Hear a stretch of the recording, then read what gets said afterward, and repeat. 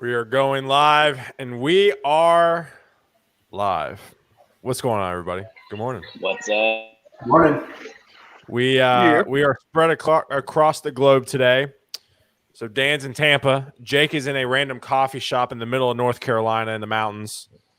And then Jesse, you're in Raleigh, right? Yeah. Okay, yeah, and then I'm in Nashville, so there we go. We have like the Southeast covered this morning. Really excited to have a new guest on today, Jesse. Jesse's going to talk about all the things that I have no idea what I know. So I'm going to let Jesse explain everything so I can learn. But again, we're Jesse, actually replacing you with Jesse, so that we yeah. So for those of you yeah. who are. For those of you who are tuning in, we're definitely have a few people tuning in right now. Y'all add us, comment us, let us know where you're tuning in from. Jesse would love to hear from you. We would love to hear from you. Maria, what's going on? Keishore, what's going on? Erica, what's going on? Good morning. So as we get started, Jesse, give us a 30,000-foot view of who you are as the people start trickling in, and then we can go ahead and dive into the topic today. Sure. So from a daily perspective, I'm an attorney. I started a firm called Fourscore Business Law 4 years ago. We have it's a small team. There's 7 of us. Most of us are based in the Research Triangle area in North Carolina, but we do have one lawyer on the West Coast. And we spend our time, working with innovative businesses. Our tagline is basically ideas deserve opportunity. And so what we really like to look for when we're talking to new potential clients is something innovative. We work with a lot of startup companies. We also work with a lot of other family businesses or businesses that have been around forever, but that common thread is really some kind of innovation. We do venture financing, mergers and acquisitions, and outside general counsel work. That's great. That's great. And again, that's all the stuff I need. Yeah, I know. So y'all, thanks again for tuning in this morning. Again, Brian, Maria, everybody, Sunny from Raleigh. So I want to go ahead, and for those of you who are watching or are going to watch over the next few minutes, if you have questions for Jesse, the whole point of this is a Q&A. Technically, what this is a Q&A. However, this is more Q&A driven, especially from the audience. So if you have any questions for Jesse, definitely ask them. So Jake, I'm gonna let you ask the first question because I don't know what to ask. So go ahead. Yeah, we'll dive on in. Well, first of all, this is the Unicorn Founders. We didn't announce that. Thank you for joining. Oh yeah. In case you saw the link on the invite that you clicked on, it was for the Unicorn Founders. So we'll be here every Thursday at 10:30 Eastern. But yeah, Jess, thanks so much for joining on to us. But just a quick backstory. I had heard so many things about Jesse from my network all throughout Raleigh before we actually got a chance to connect. And turns out he ended up just being neighbors with one of my really good friends, and that's how we actually met, which I thought was just crazy small world. Yeah, so I had a few people chatting me before we ended up starting today, and I dropped some of those questions in the chat ahead of time. But just overview, we have so many people that are kind of going out on their own right now, whether they're staying with the company and doing a side hustle, or they're just like, forget it, I can actually do this right now because I'm never going to be able to have more time at home. We're never going to be more free for this because I don't have anything else to do. Have you seen just like a massive uptick yourself and people just starting up their own thing? And where would you think that theme? What would you think the most common theme of those types of companies would be just in the last 6 to 12 months? Yeah, I mean, we probably average about 5 new clients a week, kind of throughout the year. And some of those are established businesses, but a lot of those are, people that are trying to figure out what they want to do with their spare time, or they're trying to take something, maybe it's a software developer or something that's been working on a project for a couple of years, and he I don't know, maybe he just has more time because he's working from home, doesn't have to commute, or for whatever other reason, the time is now to try to make something out of that idea. So I would say, yeah, there's definitely been an uptick. Probably about the last 12 months, maybe a little bit less than that, maybe the last 10 months or so. But yeah, I mean, people ask us all the time, basically what do I have to do? I've never done this before. What is the first step to take? And so we have those conversations all the time. We also have, we wrote an ebook on it. We have it's short and it's like 25 pages long, but we have an ebook called The New Business Blueprint. And, that's available on our website that kind of goes through that initial conversation that we've probably had 1,000 times with people. And so, something like that or some other kind of resource would be a good place to start, is my guess. Ooh, where do I get that link onto that? We'll send it out to everyone afterwards. I can find it to you while you're asking the next question if you want. Jesse, what's the most common, I guess, misconception? Not just common question, but what's the most common misconception that you find when people are trying to start their own business or create a business maybe from an idea or a product that they have? A lot of people are just kind of confused about what it means or how to set up an entity. You have tons of like DIY sort of legal services things out there, LegalZoom, and there's a local one that I like. It's a friend of mine called Startomatic. And those can be pretty helpful, particularly for sort of a solo entrepreneur that doesn't have a business partner. A lot of times people kind of just get started. They've got an idea. Maybe it is a piece of software, and it could even be their employer that is like, oh yeah, we could use that, and they start to integrate that piece of software into their workflow or into some kind of whatever type of solution it's for. And before you know it, they've got a business, and they've got paying customers, and they've got bills to pay, and they never actually took step one. They didn't get an entity set up, and so from like a risk profile, that's really not smart, because if something happens and you're running the business through your own name, you're putting all of your personal assets at risk for the business and vice versa. So a lot of times, people think, well, I'll just sort of be, I'm blanking on even the term what it is right now, but there's an option when you get an EIN number, which is just your tax identification number. And you can select to be, it's basically you. It's just that you're using a different tax ID number, but there's no legal structure behind it. And so a lot of times people sort of think that's the same thing as starting a business. And it kind of is, but it's really not the most prudent way to do it. Yeah, we talk about, a lot of people are trying to just 1099 their side hustle, right? But especially if you're shipping software, the potential ramifications around just security or compliance or any exposure, if you're just helping a friend out, it can be pretty drastic, especially if that company themselves ends up getting sued for any reason, right? I mean, you're potentially at risk. What do you think of some of the I just saw a question come back in. Go Foss, do it, man. I'll let him ask. Startomatic focus on software businesses or business. So Startomatic is it doesn't matter.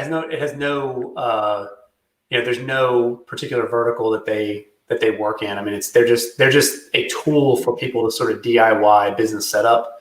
We actually send a lot of, so we get all kinds of business people, asking questions. It could be a software sort of high tech IoT, medical device, whatever, something that's like more, it's going to require outside funding. It's going to kind of be a high growth type of company. We also get people asking us, hey, I want to set up a consulting company, or I've been consulting and I want to get an LLC in place so that I can do this a little bit more formally. And so for the latter type, if you are setting up a single member LLC, you don't have a business partner, you don't have investors, you're just trying to kind of separate your assets and liabilities from the business. Doing a single member LLC is super easy and quick. And something like Startomatic is really, really good for that, because frankly, we can do it, right? But it's way cheaper to do it yourself.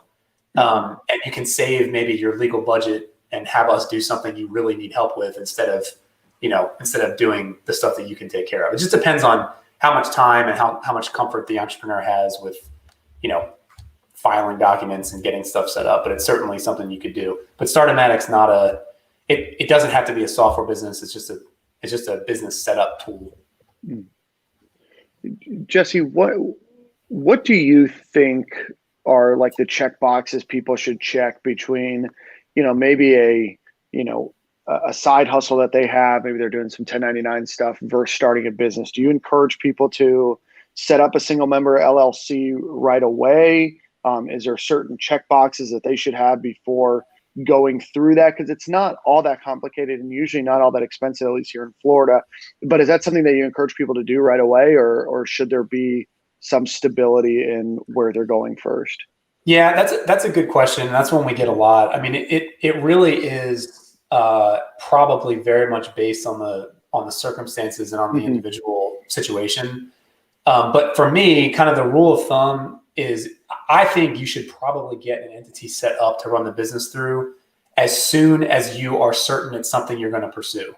If you're just sort of tinkering around with, I don't know, some kind of medical device or like you're just trying to like mess around building some software and writing code, but you're not really sure if you've got anything, you don't even need to waste your time or money, getting something set up at that point.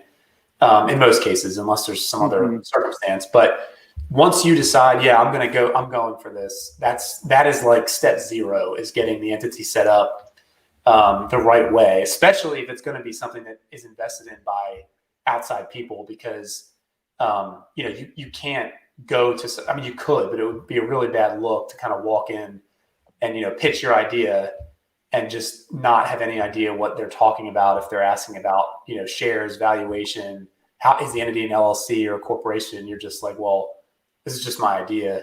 They're not going to hand you. Right now it's a PowerPoint, right? That's what it is. Right. That type of business. Yeah. Guilty.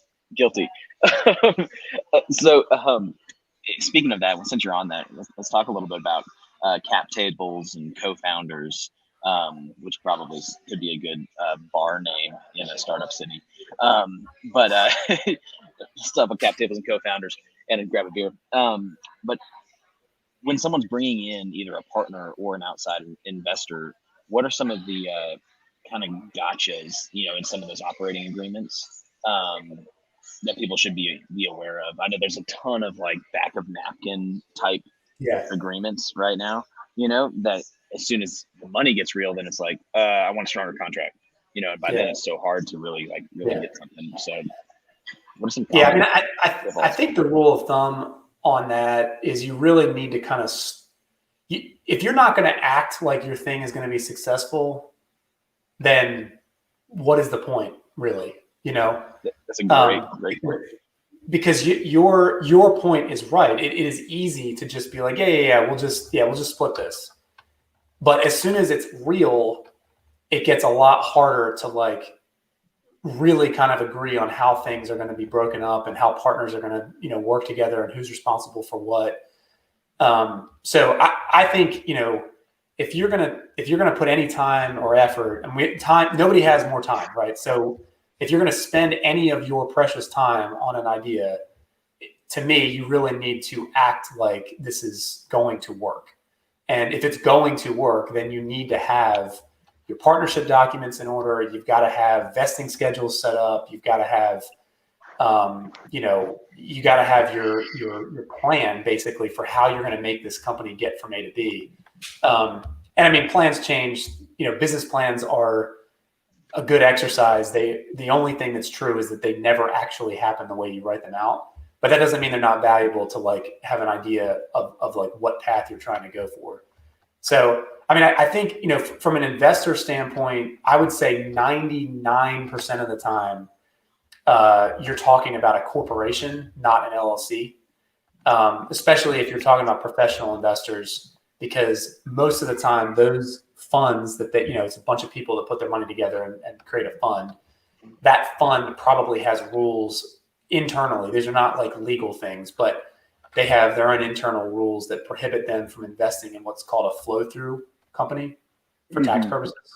And so you very, very rarely will see an LLC take on significant funding from professional investors. And so we can talk about this if you want to, but the difference between sort of, shares of a corporation versus ownership interests or units in an LLC and other types of securities, they can be very similar, but they also, there is sort of a delineation normally in that companies that are going to take outside funding from professional investors are almost always going to be set up as corporations. businesses that are sort of operating companies themselves, where there are partners, but there aren't really outside investors, or if there are outside investors, they're just like friends and family. Those are, I wouldn't say they're more likely to be an LLC, but they're more likely than the other type of company to be an LLC. Jesse, on that note, can you just quickly, and you may have just touched it there, but I guess just briefly, maybe the difference between a single member, well, I guess a proprietorship, a single member LLC, a multi-member LLC, and a corporation, like what the difference is, or is it usually just the way it's set up based on funding is the difference between an LLC and a corporation? Yeah. So, I mean, it's a different legal structure. Right. So sole proprietorship, that's the word I couldn't think of before. Sole proprietorship really isn't an entity. It's just a person that is running a business. They may have an EIN for that, like the business, but it's not a legal entity. So that is a big difference between, sole proprietor and anything else. But can I ask you just jump in real quick? What would then be the difference? Sorry, we're getting into some legalese here. What would be the difference then between somebody choosing to do a sole proprietorship versus like a single member LLC? Yeah, so that's so you can send him an invoice later. Yeah, yeah, I will. Right. I should have just gone to law school. Let me turn my timer on. Hang on. No, I'm kidding. So yeah, that's kind of what I was talking about before, Dan. Is like that people think sometimes they've started a business because they've selected to be taxed as a sole proprietorship, or they check some box on some form that says they're a sole proprietor. But that doesn't mean that you have any type of legal risk mitigation when it comes to the separation of your risks or your assets and liabilities on the business side versus on your personal side. But putting in place an LLC or a corporation will give you that wall of separation. So that's important. A single member LLC is extremely simple to set up. The documentation with respect to what gets filed with the Secretary of State is the same for a single member LLC as it is for a multi-member LLC. The massive difference is the operating agreement, because a single member LLC has one owner by definition. And so it's important to have all the documents in order, but if it gets messed up or you want to change something, there's no approval to get. You just do it. When you have more than one owner, then you need a multi-member operating agreement, and that becomes a totally different story, because you want to protect the owners against the other owner, going bankrupt or getting arrested or doing something ridiculous, or even divorce is a important thing. Here we go. Go and dive into this. Happy Thursday. Let's talk about divorce. Welcome to Unicorn Fighters. But those are all sort of parts of like a buy-sell agreement, which is really important when you have a multi-member operating agreement for a multi-member company. The legal structure and the documentation for a corporation is very different.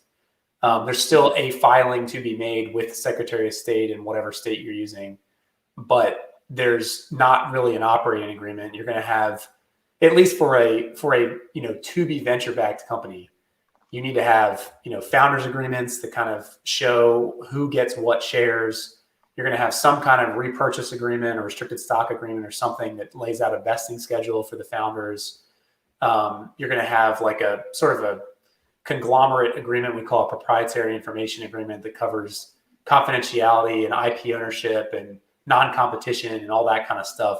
And all of those documents are really important, both to protect the company against one of the founders, doing something ridiculous, and to protect the founders basically against each other. I mean, nobody goes into business thinking about they're like against their partner. And if you are thinking that way, you shouldn't go into business with them. Shouldn't be partners. Exactly. Yeah. But you still want to kind of, at the beginning, when it's easy to agree on these things, decide how it's going to work. If so-and-so decides they need to get a full-time job because they can't do this full-time anymore, well, that should probably affect the ownership split. That should probably affect, That's interesting. Yeah. Let's. I'm going to back it up one more round, because we get this question a lot, and frankly, we're answering to the best of our ability, but without understanding fully. is, with all of the equity being thrown around as people are pursuing just individual contributor offers at companies that are either have just gone through Series A, B, or even just in seed round, and they're trying to not quite be co-founder, not be one of the founders, but be the next wave. Could you just kind of just at a very high level, like, hey, this is what you should be, what type of equity you should be asking for, and if they offer you this, run the other way. Yeah, sure. Because I think people just don't understand, and they're just like, "Oh, I just got 20,000 shares," and just, there's no valuation of that company or whatever. So I mean, let's just talk about corporations first, because LLCs are completely a creature of contract. So they could be anything. They could look just like a corporation, or they could be totally different, and it's kind of hard to talk about it in general. But from a corporate side, if you are if you're a founder and you are hiring people, and you are going to compensate them in part with equity, usually what you should be issuing to them is stock options, which is different than shares of common stock. A stock option is really just the right to purchase a share of common stock.